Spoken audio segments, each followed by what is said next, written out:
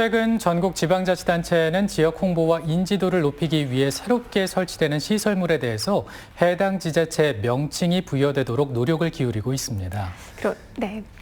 그런데 이제 기존에 설치된 시설물에 대해 명칭 변경을 추진할 경우 인근 지자체와 지역 주민 간 갈등이 발생하기도 하죠. 네, 그런데 최근 이 증평 IC 명칭을 북청주 IC로 바꿔야 한다는 주장이 제기돼서 논란이 일고 있는데요. 그 갈등의 현장을 서광석 프로듀서가 취재했습니다.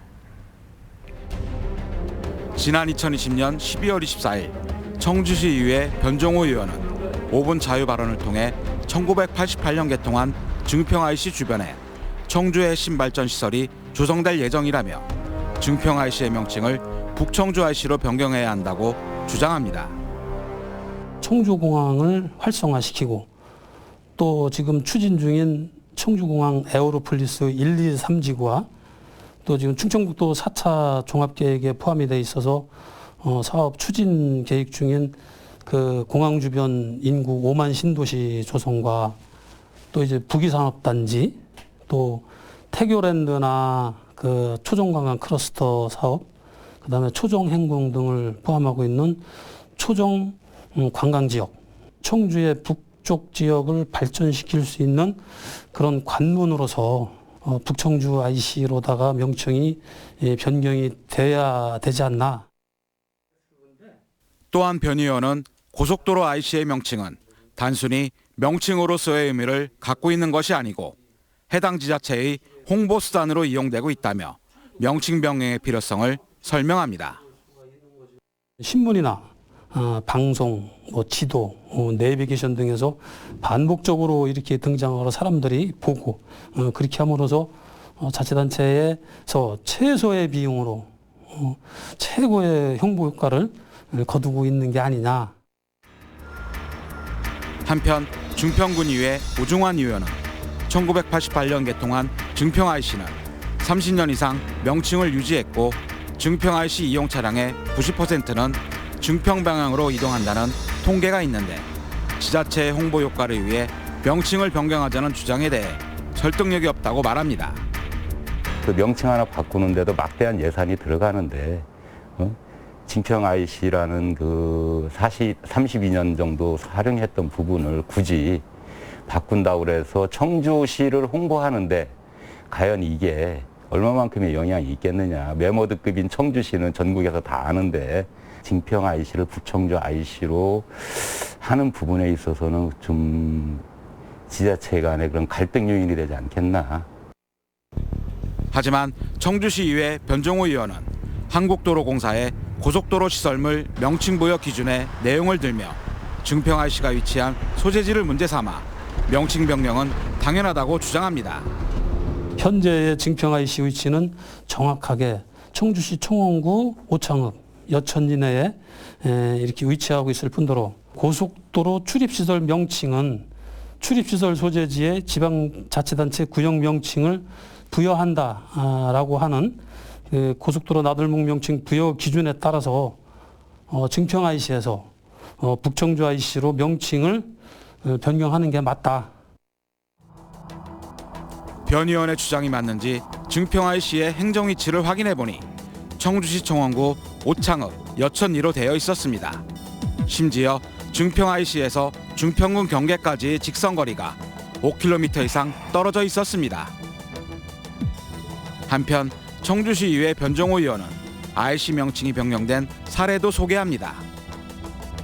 1968년도에 개통한 경부고속도로 그 수원 IC가 그 용인시 기흥구에 그렇게 위치해 있습니다. 그래서 용인시에서도 1998년부터 IC 명칭을 변경하고자 많이 노력을 했습니다. 각계각층에서 지속적으로 대화하고 그 노력은 한 결과 2015년도에 수원 IC에서 수원 신갈 IC로 장장 46년 만에 그렇게 명칭을 변경하는 예가 있었습니다. 이에 대해 증평군의회 오중환 의원은 이용객의 인지도나 편의성 등을 고려해 주요 시설이나 인지도가 높은 시설의 명칭을 부여할 수 있도록 하는 예외 규정이 있다며 즉각 반박합니다. 88년도서부터 증평 IC가 개통이 되면서 지금까지 거기를 통행하시는 분들은 증평 IC로 인지를 했고 통행량 조사를 했을 때 한 90% 정도가 거기 나오는 차량들은 증평 방면, 계산 방면으로다가 들어오는 그런 거기 때문에 편리성이라는 부분도 거기에 이제 포함이 돼야 되지 않느냐. 그러니까 단순하게 그런 규정 한 가지 부분 또 규정만 따진다 그러면 또 예외 규정이라는 부분이 있으니까 그 예외 규정도 같이 좀 살펴봐 줬으면 좋겠다. 한국도로공사 관계자는 고속도로 나들목 명칭을 바꾸는 것은 이용객의 혼란이 발생되고 예산이 많이 들어 쉽게 결정할 일이 아니며 만약 바꿀 계획이 있을 경우에도 해당 시군 등 관련 주민의 의견을 충분히 듣고 결정해야 할 사안이라는 입장입니다. 이에 대해 변종호 청주시 의원은 증평 IC 명칭 변경 추진은 청주시와 증평군이 더 발전할 수 있는 좋은 기회라며 지역 간 합의 도출을 위해 지속 협의해 나가겠다고 말합니다. 기득권을 갖고 있는 그 증평 IC를 북청주 IC로 이렇게 명칭을 바꾸는 것이 뭐 결코 이렇게 쉽지는 않을 거다 이렇게 생각을 합니다. 한 걸음에 이거를 뭐 서로 간에 이렇게 해법을 찾고 그런 것보다는 지역 간에 발전할 수 있는 방안이 뭔가 같이 공존 또 같이 발전할 수 있는 방향이 뭔가 해서 충분히 서로 간의 대화와 타협을 통해서 이렇게 바꿔갈 수 있는 방향과 길이 여기에 있지 않냐 저희들은 그렇게 생각을 합니다. 이에 대해 모종환 증평군 의원은 향후 충청북도의 정책이나 사업의 변화가 있다면 협의해 볼 필요가 있지만 당장 증평이 빠진 명칭 변경 협의는 어려울 것이라고 말합니다. 도로공사에서도 그 규정 중에 그 지자체 간의 협의를 꼭 통해야 된다는 부분이 있습니다. 그러면 과연 99개 가진 청주시가 한 개밖에 없는 증평 군거를 갖고 간다는 게 과연 온당한 건가? 만약에 증평 IC라는 명칭을 빼버린다 그러면은 증평은 전국에서 인지도를 올리기가 좀 어렵지 않나. 그렇기 때문에 좀 어려운 협의가 될 것이다. 전문가들은 명칭 변경을 두고 발생하는 갈등은 지극히 당연한 현상이라고 말합니다. 그러면서 갈등 사안에 대한 사회적 합의를 도출할 수 있는 틀을 만들어 나가는 것이 중요하다고 강조합니다. IC와 관련해서 또는 역사 명칭과 관련해서도 보면 그 관련된 규정이 다 있습니다. 하지만 그 규정대로 진행이 되는 것이 아니라 역사성이라는 게 있고 그 지역의 특수성이라는 게 있고 지역의 그 민심이라는 게 있는 거거든요. 그래서 이제 그런 부분들을 저희가 고려를 해야 되는데 지금 너무나 그 원칙과 규칙, 규정, 법률만을 고집할 게 아니고 그 관련된 분들이 모두 모여서 함께 합의를 도출하는 게 가장 중요하다. 한편 충북도 내 지자체들 사이에도 지명을 놓고 갈등이 이어지고 있습니다. 그중 충주시와 제천시, 단양군에 걸쳐 있는 호수의 명칭을 둘러싼 갈등이 대표적입니다.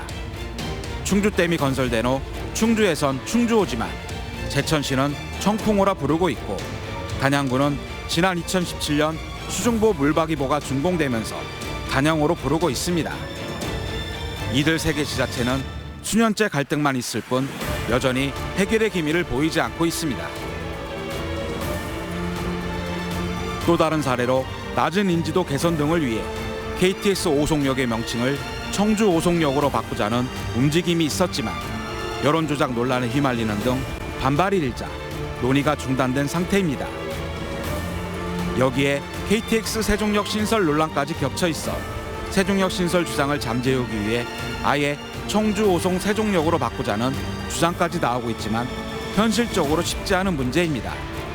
전문가들은 지자체나 갈등의 주체가 아닌 시민들이 주체가 되는 협의기구를 구축해 공동 발전을 위한 협의를 해나가는 게 필요하다고 말합니다. 갈등 해결의 방식이나 갈등 관리의 방안에 대한 성숙한 문화가 형성되어 있지 않기 때문에 모든 것을 갈등으로 치부하고 분열과 대립으로 가려고 하거든요. 그러나 결국 우리 하나의 공동체를 이끌어 나가는 데 있어서는 공동체를 구성하고 함께 상생하고 공동 발전을 하기 위해서는 서로 합의하고 논의하는 이런 성숙한 문화를 만들어내는 게 가장 중요하거든요. 그런 역할들을 지방자치단체나 갈등 주체가 하기보다는 시민사회 영역에서 그 노력을 기울이는 게 좋다라고 봅니다. 명칭 변경은 관광자원의 이미지를 단단하게 해주기도 하지만 명칭 변경 때문에 지자체 간 또는 주민들 사이에 갈등을 겪기도 합니다. 하지만 더 이상 명칭 문제로 서로 대립하기보단 이해관계에 있는 지자체와 주민들은 역지사지 입장에서 한발 양보해 대립과 갈등보다 양보와 배려로 타협점을 찾아야 합니다. 지시하고 통제하고 명령하고 감독하는 과거의 패러다임으로부터 이제는 서로를 지원하고 협조하고 연계하고 조정하는 새로운 패러다임이 우리 사회에 자리를 잡아야 된다. 그리고 성숙한 시민사회 문화가 형성이 되고 신뢰를 기반으로 하는 거버넌스를 구축하는 게 가장 중요한 과제다라고 생각합니다.